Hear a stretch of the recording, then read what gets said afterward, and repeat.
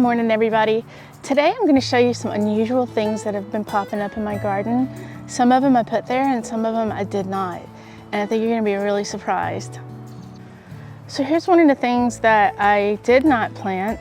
There's these beautiful little leaves and they put out these little flowers that are absolutely stunning, little yellow flowers. It's very healthy. I haven't had to do anything, but I did not put this here. I did plant the vinca, but everything else is just lanyard. So I had another neighbor mention that she thought it was a peanut plant. And I thought that could be impossible because I've never planted anything like that before.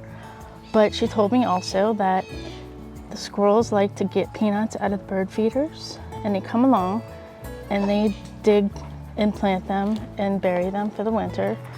And in this case, it actually sprouted. It's very healthy too. So she said if I were to pull this up, I might have some peanuts. But as of right now, I'm just gonna leave it because it's green, and anything that's green in my garden is welcome because we have a really hard time growing anything around here, but apparently we can grow peanuts. So apparently we can grow peanuts, and I did not know this. So I'm gonna let them grow in this pot and see how it goes. And then, you know, if we get a freeze, I'm gonna pull them back up and then I'm gonna see what we have and I'll let you know how that goes. But for now, they're just gonna grow in my pots. So some other things that keep popping up are these sago palm pups. They're very poisonous to dogs. So when we first moved into our house, I dug these up. However, they keep wanting to come back and I keep having to actually cut them back as far as I can, but they keep putting out these little pups. And I don't want my dog to get to them because they are very toxic. So while I don't get a lot of surprises in the garden because it's nearly impossible to actually garden here, I'm getting very discouraged if you haven't noticed. I'll show you some things that have also grown in my rock garden. So one of the things that have propagated itself is this rock rose. And it does put out some beautiful, beautiful pink flowers. And these are two that have sprouted up in my garden. I have one here and another here. And in fact, the paddle cactus, the spineless prickly pear cactus are just pieces that have broken off from freezes that we've had that have just stuck in my garden, and those seem to do just fine. So they stay. All the rock roses are coming from these rock roses in this garden that I did actually plant. And I'll show you a little fun fact. So if you look closely, inside of each of these pods where the rock rose has died away, you'll see these little seeds. And all you have to do is wiggle those out. And I usually just kind of wiggle them through my hands, kind of separate them. And I throw them around and wish them luck, and hopefully I'll have more rock rose. And all the ones that you've seen in here in our rock garden have actually just been pieces that have fallen off.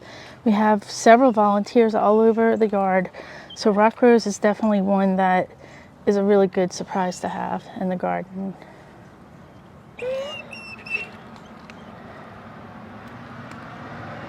So another crazy surprise in the garden is this tomato plant. We have a potbelly pig and we give her tomatoes, and she must have gone to the restroom right here and left us some tomato seeds, and we actually have tomato plants growing randomly around the yard, and they are quite tasty, and they need to be pruned apparently.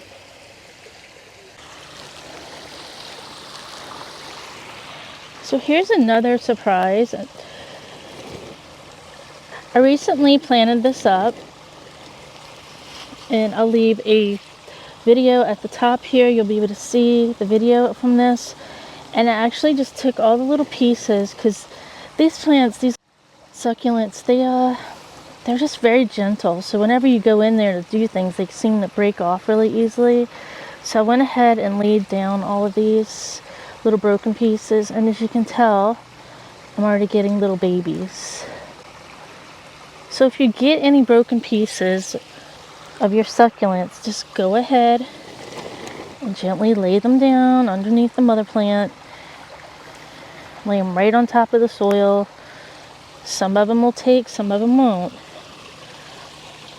And then they'll root right back in, and you'll have more little baby sedums.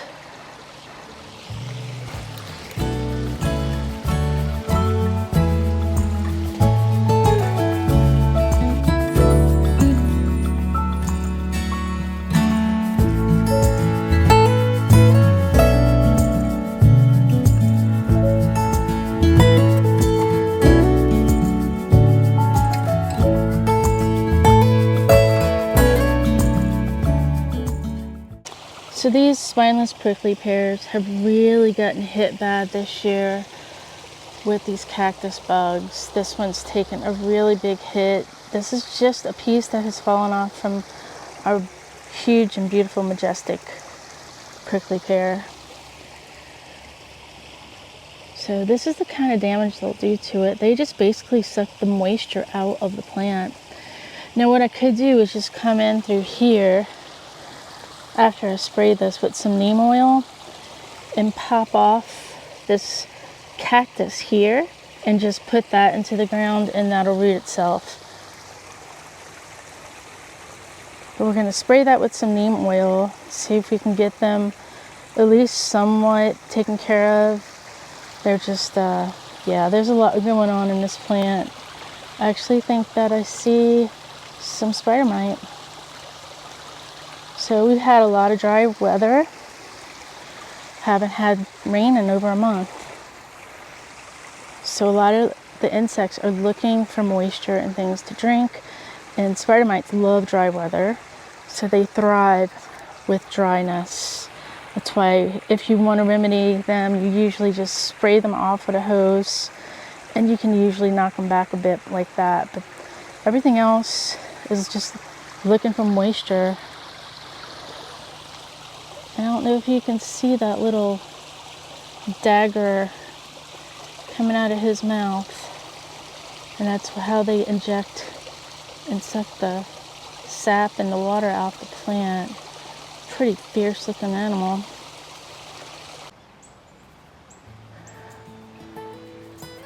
So we're not doing too much right now. We're not doing a whole lot in the prairie. I have cut it back a lot. All the parts that you see over here that are dead to the right was grasses that I just sort of trimmed everything back. I left this little patch to overwinter. We had several frogs and grasshoppers hop into there, so they still have a place to go, which is not quite as expansive. I had to get a little bit of a control over that. Right now our veggies are limited, so I'm growing some basil. I still have an eggplant going on in here. That's pretty much it. I have a couple of different types of basil. I have some thyme here too. I don't even know why I planted that, to be honest with you, because I don't even eat it. I think it was just pretty, so I stuck it in there. And I'm hoping that I get an eggplant, although I think it might just be too late in the season. This is some mint that I put in a pot to kind of stay in control of that, but nothing grows in here. It's just so hot, but I thought at least maybe some spearmint would grow in here. It's doing really good, actually. I'm gonna have to harvest my lemongrass, but I'm thinking about using this next year as more of a decorative grass because it does so well. And even on days where it looks real shriveled up, I can give it water and it bounces right back.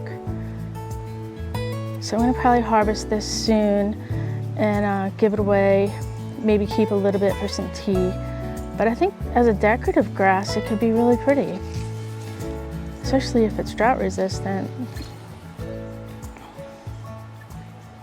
So here's a little situation that I've never come across because I've always lived in areas where there's been a lot of humidity, but here, because we don't have a lot of moisture, our snails will go dormant and they'll just kind of stop, and they actually have like a little cap that is on the mouth part to protect them. And if you knock them off, they'll die because you're kind of eliminating that protection. But as soon as it starts to rain, somehow or another, these guys will start moving again, and they just sort of just stop in their tracks. It's really weird, but you can see how they do that. Pretty cool. So this is my majestic cactus that was infested with the cactus bug. And you can see there's still some damage, but I don't see any bugs. So the neem oil definitely helped. It just doesn't look great right now, but it's okay. It's gonna be okay, and she'll survive this. Thankfully, she's kind of in the back part of the garden, so I don't have to look at it too much. Yeah, they've really, and we just don't have a lot of, I mean, it's been a month since it's rained, so I don't know if you can notice, but these petals are extremely thin, almost like a dehydrated looking petal. There's one of those bugs, little boogers.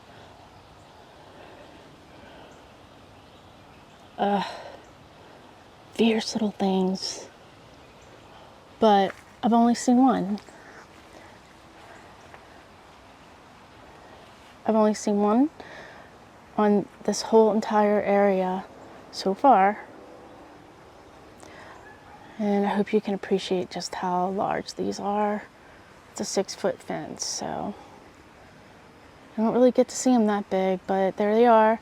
And when pieces fall off, I just go ahead and I pop them in other places of the yard, and they just keep on going.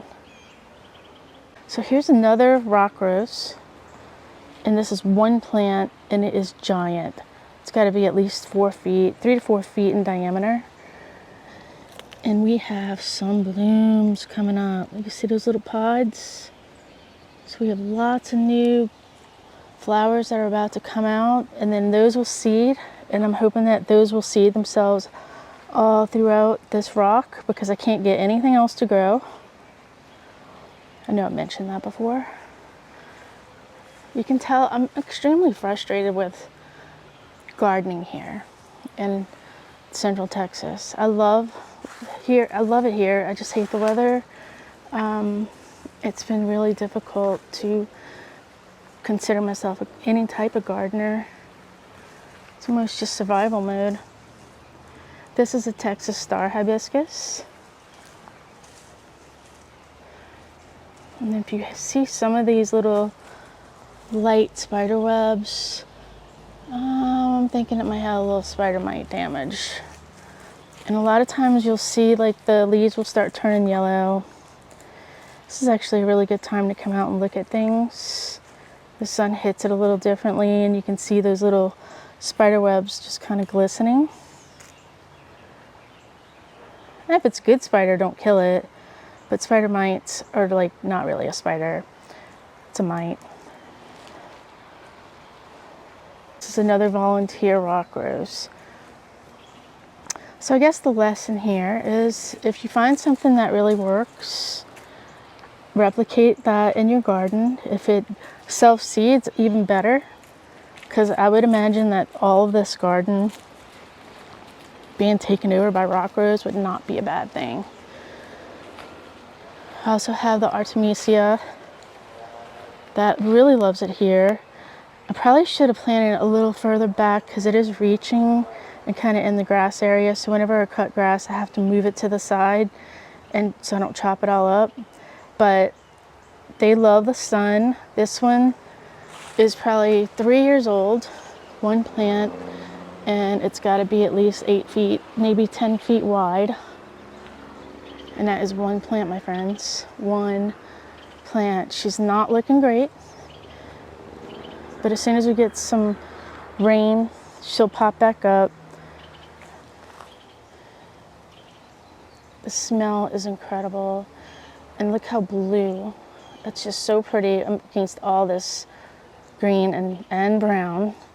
but she'll get new growth all along the stem. I'm tempted to cut her back just to get her in control, but good Lord, she's pretty. I can't do it. You know my rule, it's green and it's growing, it's staying in my garden.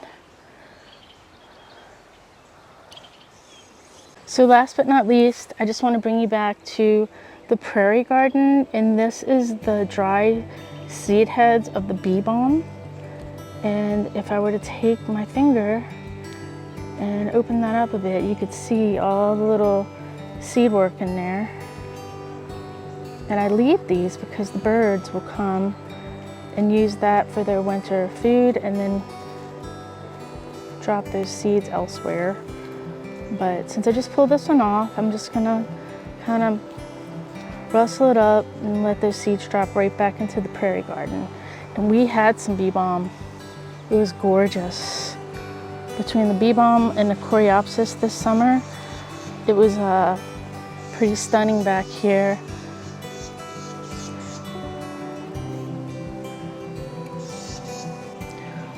So thanks again for being here for my little garden tour of things that are surprises in the garden and things that are thriving. Lots of surprises. The peanuts are the ones that just really threw me for a loop.